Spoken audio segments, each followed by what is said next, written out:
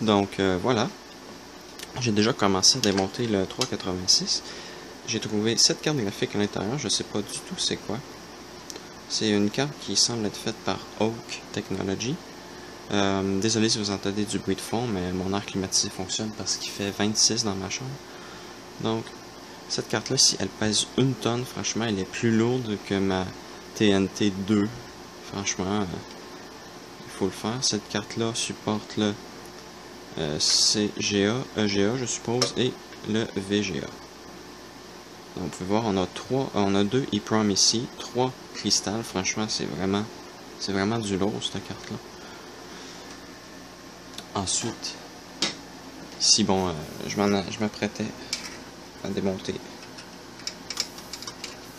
la carte d'extension. Donc, j'ai débranché le lecteur de disquette et le disque dur. On va enlever la vis de la carte.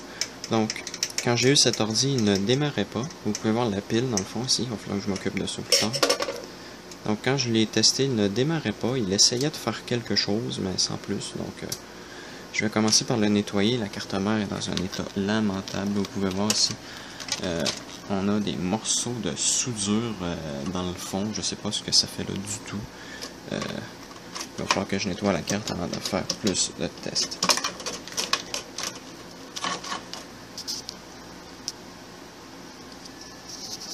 Donc, la carte pour les extensions, c'est une Gold Star Prime 2. J'en ai déjà une. Ici, on a le second port série qui n'est pas branché. Et j'en vois pas sur la carte. Il faudrait que je vérifie. Donc, là, je fais ce petit bout de vidéo comme note. Donc là, je suis en train d'enlever la devanture. Et j'ai de la difficulté à l'enlever. La seule façon que j'ai trouvé de faire, c'est qu'il faut soulever le capot ici pour pouvoir révéler la vis en dessous ici. Et la vis sur le dessus ici. Franchement, c'est la meilleure façon qu'ils ont pu faire. Parce que pour pouvoir le retirer, il faut que je plie le plastique pour qu'il passe par-dessus le lecteur de disquette. Donc théoriquement, il faudrait que j'enlève le lecteur de disquette. Mais je peux pas enlever le lecteur de disquette parce que les vis du 5 pouces et quart sont bloquées par le 3 pouces. Puis les vis du 3 pouces et demi sont à l'avant. Donc j'ai pas le choix de faire comme ça. Franchement, ça commence très bien comme design de boîtier. Wow, le lecteur de disquette a l'air tellement complexe.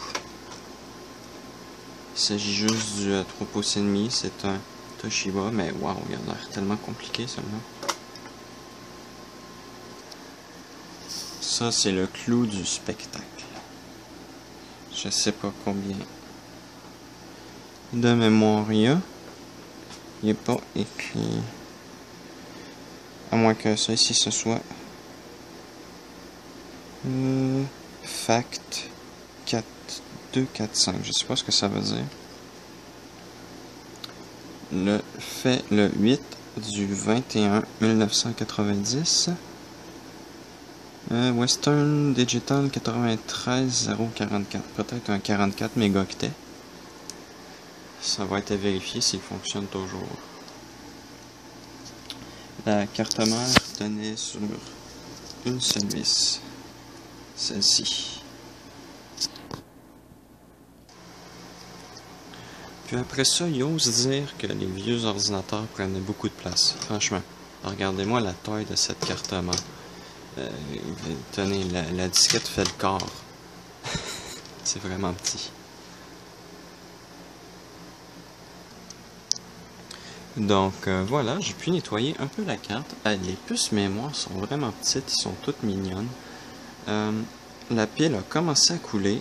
Heureusement, elle n'a fait aucun dégât, si ce n'est que mettre un peu de verre de riz sur la résistance qui est juste au-dessus.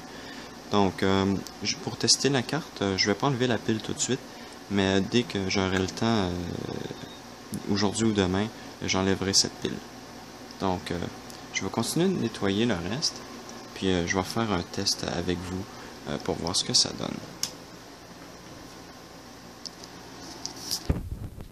Je sais pas si c'est moi, mais on dirait des excréments. Ça va demander un nettoyage un peu plus long que ce que je croyais, je pense. Il y a des moments où on n'a pas le choix d'utiliser la force, puis ça va en être un, parce que le bas a été complètement plié. Je sais pas pour quelle raison, mais il va falloir que je le déplie. Donc, voilà, il va falloir employer la force. Donc, voilà, je suis en train de réassembler le tout. J'ai caché les fils en dessous. Et pour la prise Molex en surplus, je lui ai mis un cache en caoutchouc pour pas que le connecteur touche à des parties sensibles. Donc, j'ai fait des recherches. Ce disque dur-là fait 40 MB. Et je suis allé voir pour la configuration des cavaliers. Et quand il n'y a aucun cavalier, il semblerait qu'il est en mode master. Donc voilà, ça devrait être correct. Il devrait s'en sortir. Donc comme ici vous pouvez voir, c'est le moteur papa. Donc 40 mégaoctets, c'est mon disque dur le plus bas à date. Je sais pas s'il fonctionne toujours. Ça va être à tester. Donc c'est l'heure de vérité. J'ai un peu tout replacé. Le seul truc qui m'énerve un peu, c'est pour l'écran. J'ai pas réussi à trouver les cavaliers pour cette carte. Donc je les ai placés dans une position que j'ai vue qui était pour une autre carte. Donc je sais pas si ça va fonctionner. Et j'espère que ça fera pas briser mon moniteur. Donc on va tester.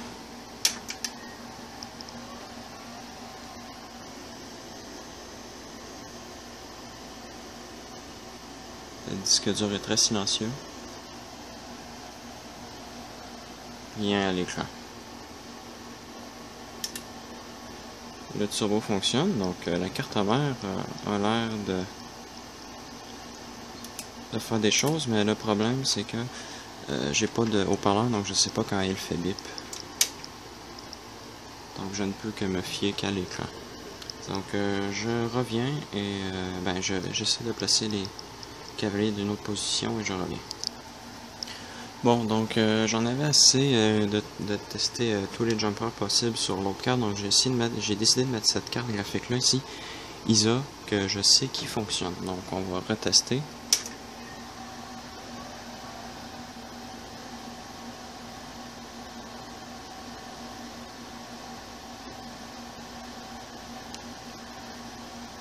On n'a toujours rien.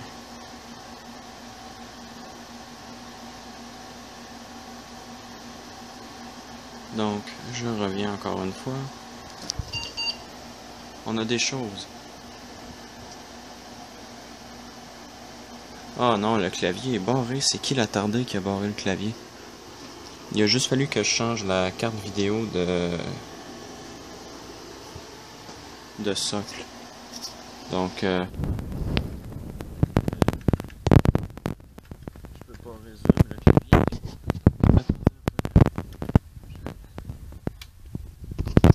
Débrancher ça ici, ça doit être pour ça qu'il était débranché au départ.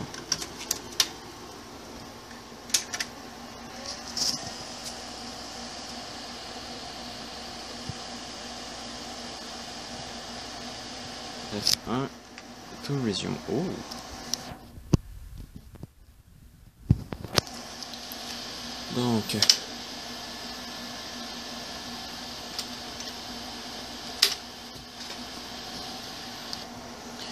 Donc j'ai entré la date, il me reste plus qu'à préparer les disques. Donc le A, c'est le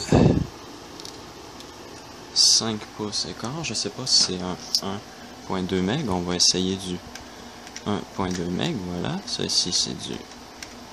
Voilà. Ok. Donc on va aller pour le disque dur.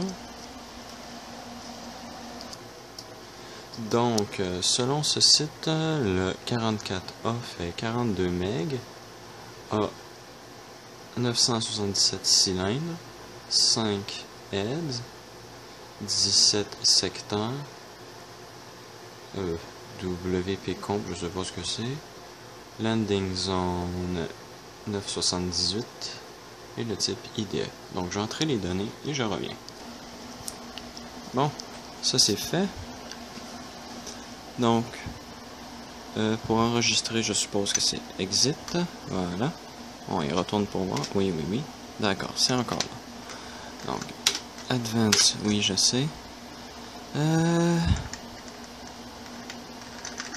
Je fais pas le test au-dessus d'un meg, ouais. Bon. On va... Je crois qu'on va laisser ça comme ça. Oh, on peut faire auto-configuration. Bon, ben.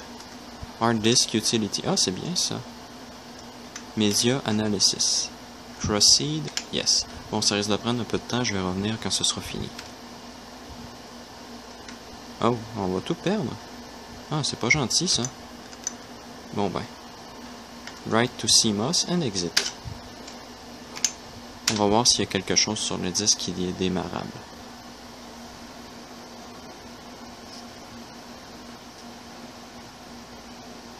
Oh, on a une lumière rouge pour le disque.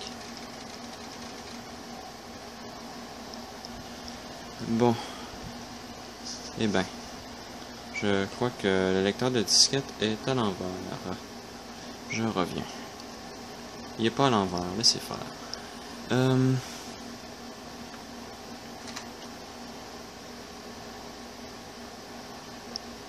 Bon ben, je vais vérifier encore, puis je reviens. Donc, je fais un test du disque, il fait des choses. Il fait pas beaucoup de bruit ce disque-là, il est vraiment silencieux. On arrive enfin à quelque chose. J'ai réussi à démarrer le lecteur de disquette. Pour le moment, le 1,2 MHz n'est pas encore branché. Donc, le disque dur semble fonctionner.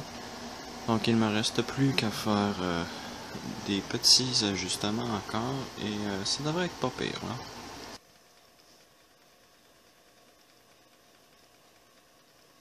Donc, le disque dur est en train de formater. C'est vraiment très silencieux, franchement. Wow.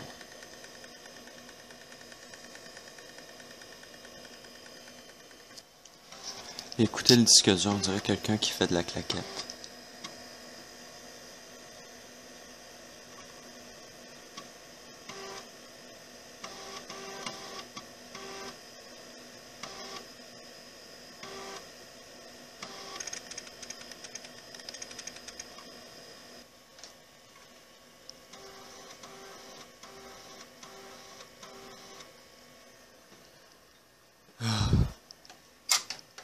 Merci disquette pas fiable de ne pas avoir été fiable.